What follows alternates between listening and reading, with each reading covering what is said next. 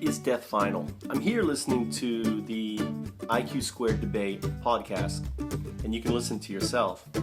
And basically is a debate on an Oxford Standard on pro and con. They take turns. And I want to kind of talk about something that they don't bring up, which I think is very important in kind of the pro stance of death is not final.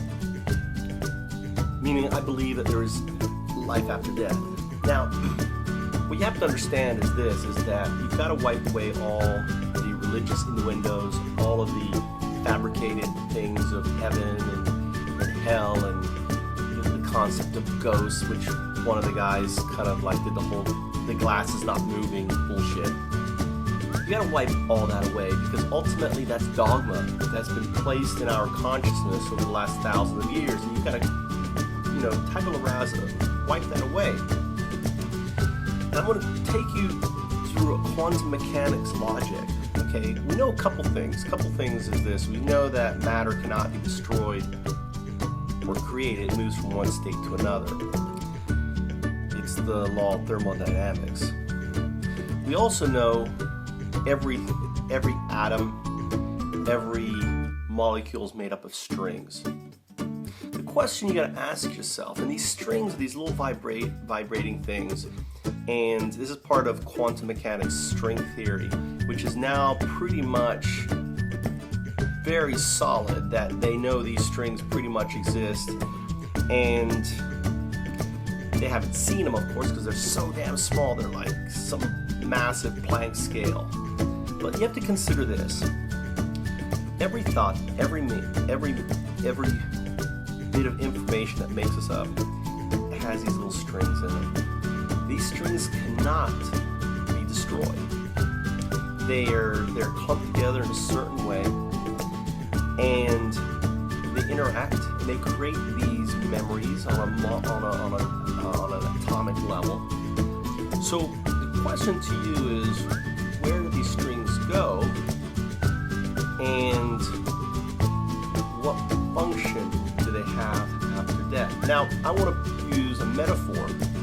I want you to think of basically the universe as an ocean, and of these strings. And these strings come together and coalesce and create objects. It could be a stone, it could be a person, it could be an animal, it could be anything. And then these things have this form, and then this form dissolves back into this ocean, and it comes out of this ocean and forms back, and it picks and chooses and everything else. And what the afterlife experience that these people are talking about is ultimately that experience of returning to that ocean, that joy of returning home, being one. That is heaven. And the sense of the idea that people are like, well, why do Christians have this, think of Jesus and so on. Well, again, it's the dogma that's imposed on their consciousness, that they form the images out of this ocean that they want to see. The bottom line is that ocean exists. And science knows that ocean exists through string theory, through membranes, and basically the most supersymmetry type level of quantum mechanics, the most cutting edge level where ultimately you have to now apply philosophical thought on the realities of what this science means. And in essence, once you understand and once you kind of start grasping this level of understanding, then you start applying it to what we know, the dogma of religion and everything else, and you can smile and let all that crap go. And you realize, for example, the old metaphor of the old elephant, that elephant is the ocean. And the old men who are blind, which represent each of the dogmas of Christianity and Hinduism and Buddhism and atheism, they're all dogmas. That's right, atheism is a dogma. Ultimately, you start realizing that they're all described in the same ocean. And the atheist is saying, no, there's only but data and nothing else. And there's, there's no interpretation of data. And another one is saying, no, like let's say you're a Kabbalist or magic. No, you can use this